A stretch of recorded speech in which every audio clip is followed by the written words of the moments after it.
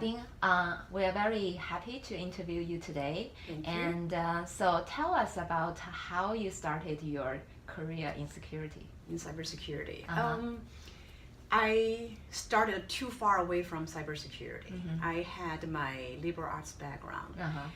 Actually, I had my philosophy background for actually even 7 years. So Mm-hmm. I had my bachelor's degree in philosophy and a master's degree in philosophy. Mm-hmm. And then I came to the United States. Mm-hmm. I actually started in another liberal arts major as well. So I Mm-hmm. didn't get the scholarship for computer science first. Mm-hmm. And very quickly I realized that in the United States, doing liberal arts, like philosophy, that really requires me a lot of more, how do I say that, not just communication, but more of thinking Mm-hmm. in that native way, Mm-hmm. which I can, but it will take me a while to really get there. Mm-hmm. And then secondly, I realized how difficult that starting deeper in Mm-hmm. liberal arts Mm-hmm.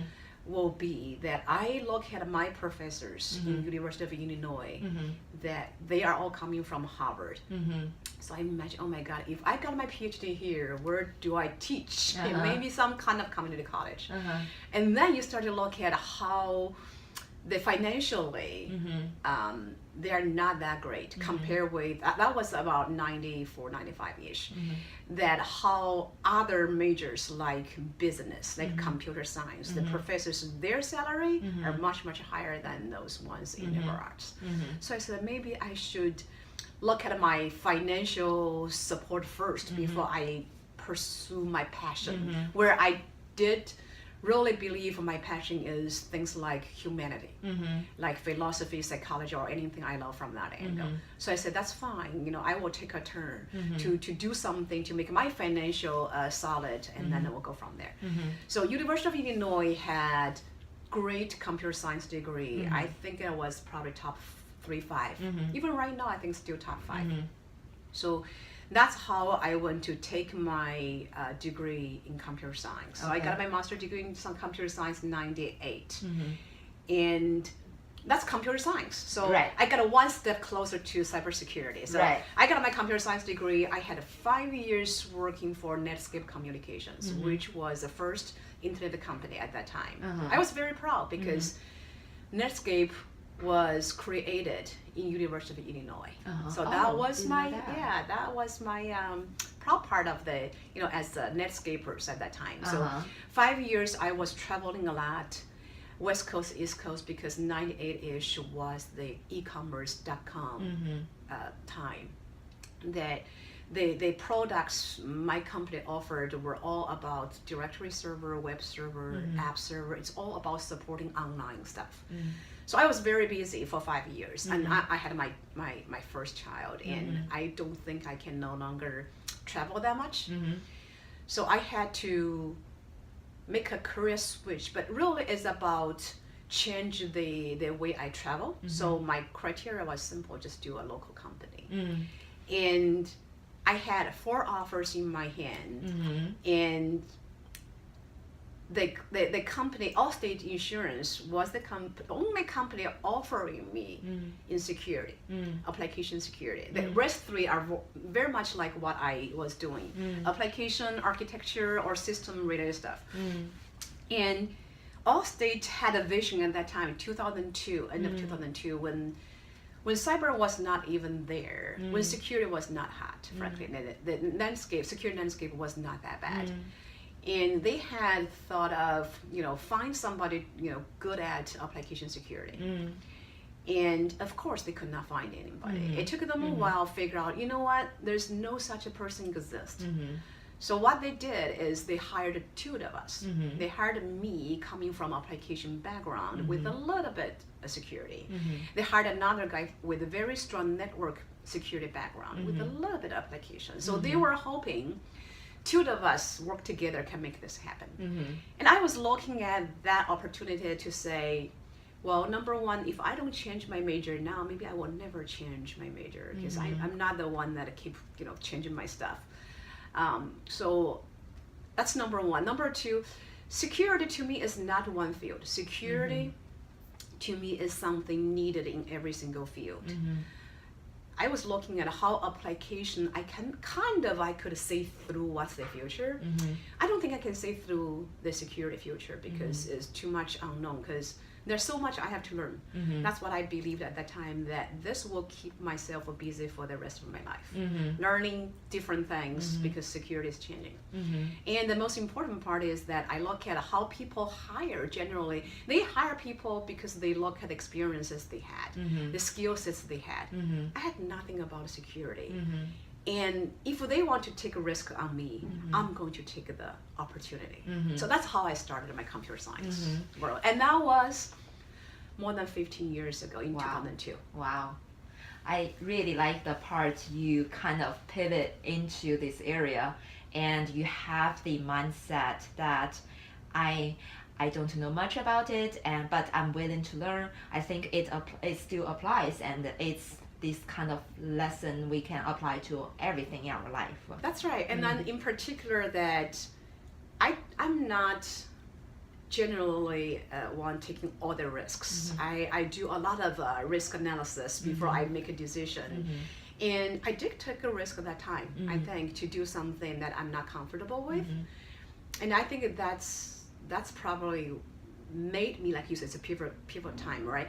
That's probably made me to today is I took on something I was uncomfortable.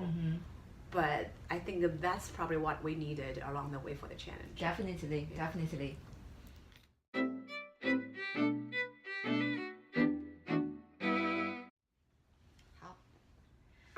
All right, so the next question I want to ask you is, what is the most important factor is contribute to the success of your career? I don't know whether it's one or multiple. It's probably multiple things. I think there are a lot of things I learned along the way.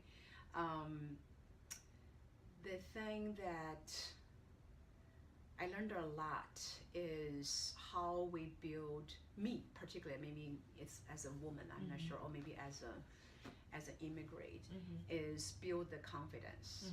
Where I started to remember that it took me so long trying to change one thing because I was trying to fit in. And to fit in the cultures. I knew I did not grow up here. I knew that I had no common topic when they talk about high school, when they talk about the concert they went to when they were young, things like that. And I have no interest like the baseball, things like that. So I lost a lot of common thing with them. So I tried to say what else I can do that can let me fit into that culture and also fit into a company's culture. And it's not a wrong thing. It is a right thing to do, except that I made it probably too big that it made me kind of lose myself. I didn't realize that. I thought, I'm personally as a very learning person, trying to say, hey, I know I'm not good enough, therefore I want to learn all kinds of things. But because of that mentality, I think that did not really show myself. So I'm based on our culture from China, where we are kind of, I don't want to say afraid of authority, but more of respect authority. So I will be very free to speak in front of my peer, but I may be very quiet in front of my VPs. I still remember for a long time that happened because I was afraid what I said wrong. Maybe will let them believe I'm not good. Or what if I did something or said something that without knowing their relationship, I may piss off somebody. Whatever that is, I had so much concern about what I say and what I do. And that, I think, let me not be myself. And I was very surprised when people give me comment of, I didn't speak up. I thought that's not me. I always speak up. And started to realize, because at that time, I don't want to interrupt a VP. I don't want to disagree with a VP. Therefore, I did not speak up. And that's one of the big thing I think that really helped me later on is to realize, you know what? If I'm not myself, if I don't believe in myself, well, nobody believes me. So that's a big thing I think that along the way I try to figure out how I gain that back. And one of the trick I gain that back is to start thinking one thing. It's two little words that I always keep myself is, so what? The most fear I added to myself is I added to myself, right? It's me about I'm afraid I will not get promoted. I'm afraid that people think I'm no good. It's that kind of thing make me cannot do a lot of things. But if I can tell myself, what's the worst case? If they don't like me, if they don't promote me, so what? If I lose my job, so what? So I start to keep telling myself, so what? I think that set me free. Why it set me free? I think I mentally gained so much freedom that I do a lot of things with confidence. And frankly, when you are yourself, I mean, that confidence naturally come out. I think that is the beauty of a person when they truly believe in themselves, they will get their potential out. And frankly, if that's the case, people will say, oh my God, yeah, she can do everything. She can do a lot of things like we thought she cannot. There's another piece I think is also important to play a key role in my career is what I did not realize in the early stage of my career, that how important the mentor is. Not just mentor, but also find somebody who can advocate for you, right? Truly a sponsor from that angle. And the part I did is I always thought I will figure things out. I didn't realize how much I was struggling about what to do, what not to do. There are so many people that actually they are willing to help you because they've gone through all this in their life. And I just never knew they're willing to help. I never reach out. I never seek the help.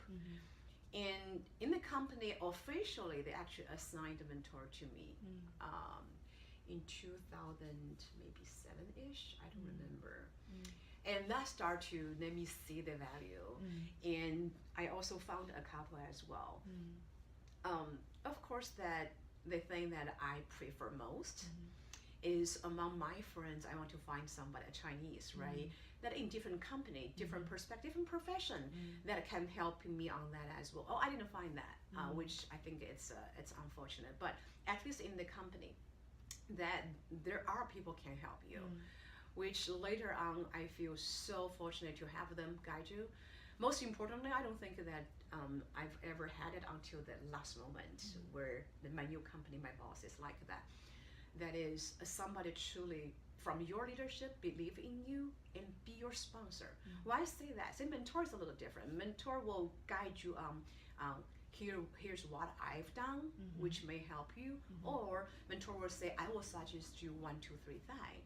But they're not in the problem solving process.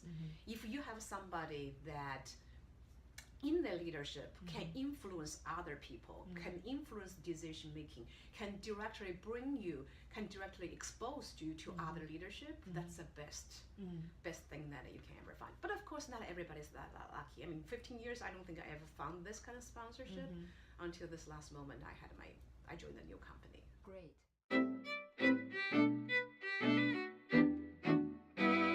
Give you a tough one. So is there any lesson that you learned from your career that you would do differently and maybe that will make your career path more smooth? Yeah, there is it's not a moment, but there is something now I look at it as a key is I believe the statement now is don't be perfectionist. Don't pursue perfectionism, pursue excellence. In a way, it's nothing new. This kind of thing is nothing new, right? Everybody knows from day one, there's nobody perfect. But we try to thrive to do everything perfect.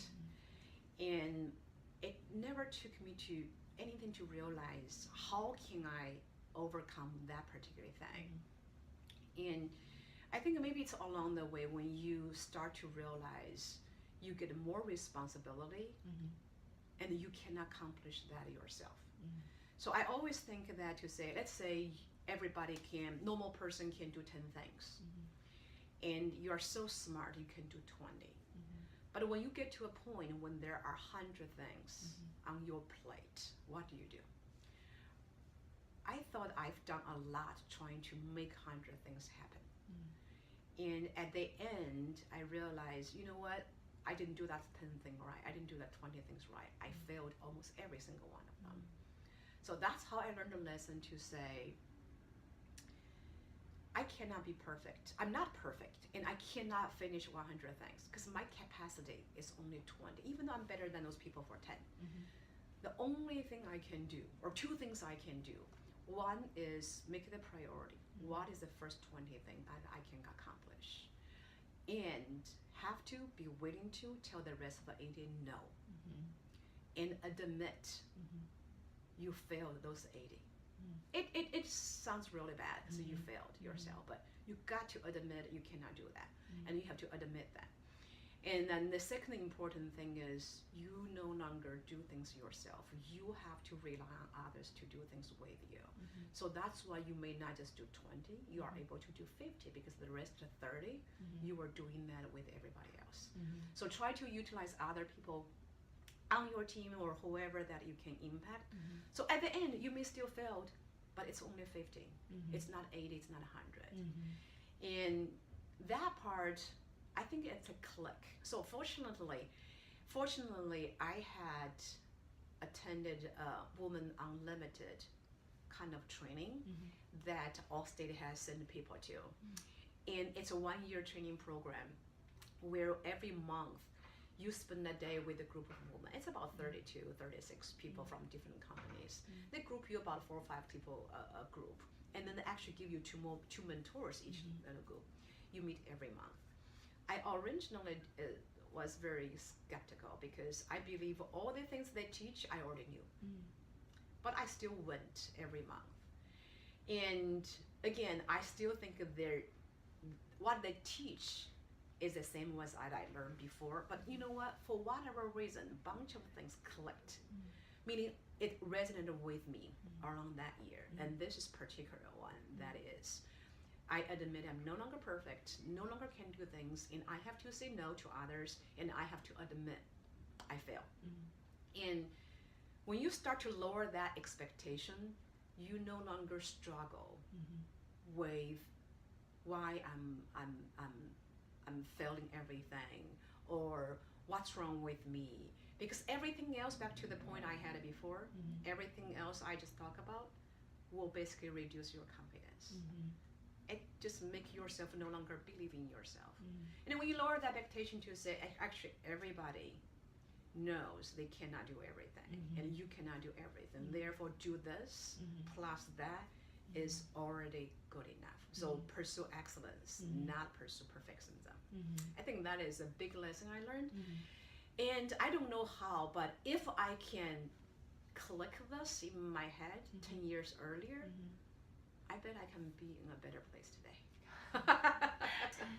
Great.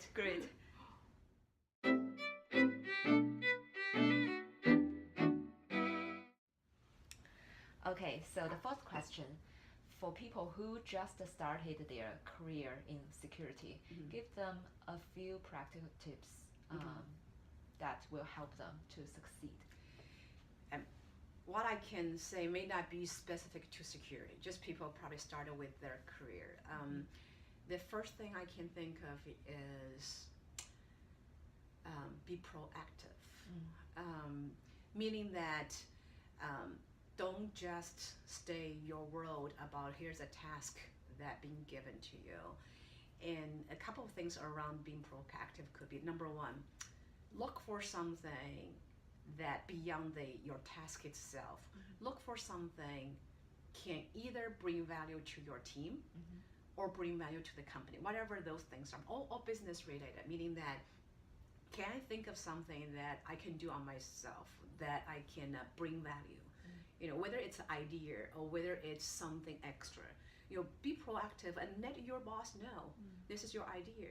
It may not happen, but it's something more of you go beyond your day-to-day stuff. That shows how proactive you are. The second part of proactive more to saying, go even see beyond the work. Is there anything you can volunteer? Whether volunteer your time in the company to do something, not work, or volunteer your time outside of your company to serving community or things like that.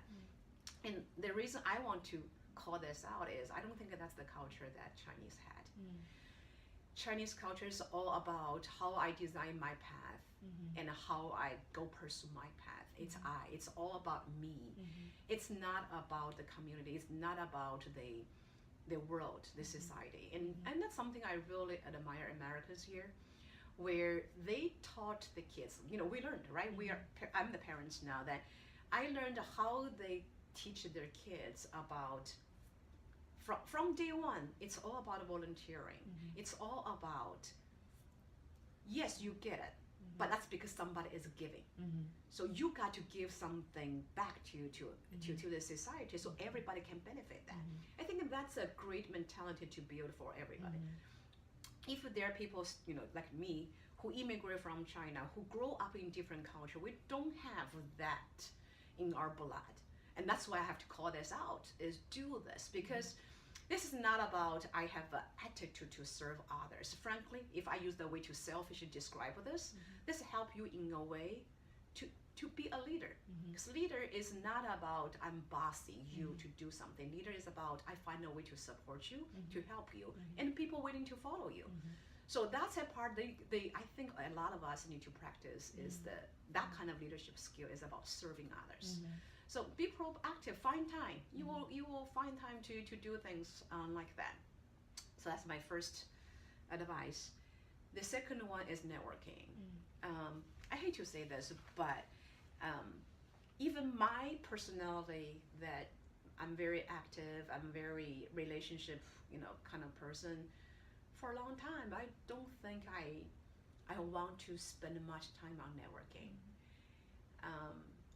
One feel is maybe it's a life journey. When you have a kid, it's all about the family, and the work, and then there's no time for networking. And then, along the way, there are probably many things happen that networking is not something I kind of pay attention to. But if I look back and tell the ones to say, hey, by the time the higher you go, the higher you are relying on the relationships. And you cannot build a relationship in one day. It's all along the way. Of course, that the foundation thing is, by default, naturally, it's your integrity. You're being nice to everybody. You have the willingness to help everybody. That gives you the foundation, frankly. It's not like for the purpose of networking, therefore I'm networking. No, it's not about that. It's to say, hey, spend the time with others, right? And put your effort out there to help others.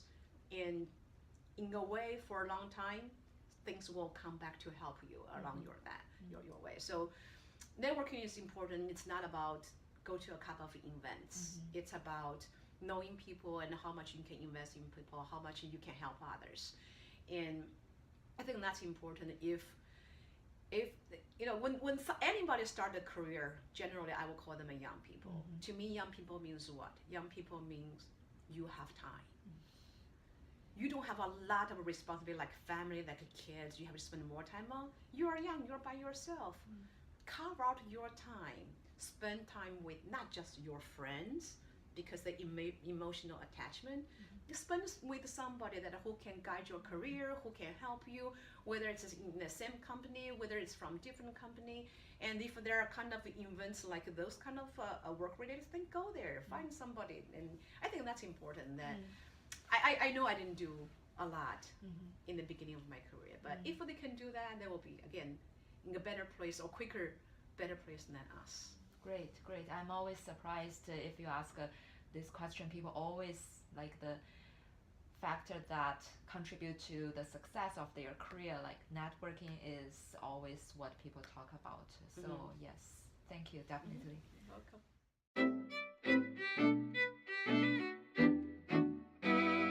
Do not work in security one day, what would you do, like to pursue your passion, something like that? Okay, so number one, this is my passion right now, right? I do have another passion. I mentioned in the beginning, I came from a liberal arts background, so I'm very a humanity person. In a way, I believe things like computer system, they're the dead stuff. There's no life in it. Uh-huh. It is a people who have a life in it. Things make it happen is the live ones make it happen, not really the computer itself to make it happen. Oh, even though maybe in the future the AI change everything, but at least that's how I view a dead one and a live one. That I truly believe it's a people to make things happen. So I am more interested in people, more interested in how people thinking, people's ideas, thoughts, why they can make all the dead things like so lovely, so beautiful. So because of that, to me, that if one day I retired, I will spend more time on anything related to humanity, such as doing some volunteering thing, because it's not just the doing things making me happy. It's more of anything I do or whatever I said have made an impact on people, and that frankly make me feel more accomplished. Finish a project is one thing, that's one set of accomplishment, but I don't even care whether I produce a toothbrush or I produce a computer system or produce anything. It was that process that I work with others to make this happen. I think give me more joy. So and I want to do something that can make an impact on people. So volunteering was one thing, but I've also done another thing that about 10 years ago I also thought about in the future what I want to do when I grow up, and is that life coach. So life coaching is, how do I say that? It's like a coaching thing, right? If you go to a football coach tell you how to perform to your potential, and then you can contribute to the team to make a champion. So coaches are the ones trying to help the individual or help an organization to be the best out of them, right? Because people are sometimes stuck, that they may be, it's the way they do things, it's the approach they take, it's a perspective they have, get stuck. It's not because they're sick, right? So coaches are not a therapist. They're not even the counselors. They're not the doctors. They are the one knows the techniques. They are the one knows how to ask the questions, how to guide people to do different things. So I thought that is something I love to do. Whether it's doing one-on-one coaching with somebody, whether it's teaching in a specific topic, or whether it's going to an organization to do more of organization effectiveness or things like that. I think that will be something I enjoy a lot. And on other side, that I play golf, I play badminton, I like photographer. Golf and a photographer, I guess I can do that for the rest of my life, meaning that there's no age limitation, where badminton, maybe one day I will give up. When I'm too old, I cannot move, or I have my knee problems or anything like that. But I think play golf and then doing photographer will be other hobbies I will continue for the rest of my life. And I bet I will find more things I want to do. Oh, actually not. The more I think, the more I remember that bunch of things when I was young, I listed as something I wanted to do. My parents were educators. They were professors at university, and I always had a thought that I didn't like the way my mom teaches me, and I believed the Chinese education system was wrong. I always thought, one day I'm free enough time and money, I'm going to build an education system that could start from I don't know whether it's elementary or whether it's even kindergarten, that will truly, do that. I know it's it's a stretch dream because I don't think I know how to do it, but that was something I said, if I can have a better education system, so many people will benefit from this, and it could be better ones in their life. That's one. Another one was, I want to learn all kinds of languages. I don't know why I only know two, Chinese and English, but I wanted to know more. I thought knowing more languages, be able to speak more languages are good, including the sign language. So that's another thing I will do, but not as something I will pursue like another career, but it's more of all those hobbies, including, there's one more thing, so I probably have a list of 10, 11 things that I want to do I want to learn more instrument, particularly the Chinese kind. That the traditional Chinese, I don't even know the English name for those, but those ones I thought I never touched, that I should have picked up to learn something like that. So my life will be very busy. I will enjoy my life like everybody else. Great, I can feel it when you talk about all these things. You are so passionate about it. That's great. Well, all right, so thank you so much for the interview Thank today. you. Thank you. Good luck.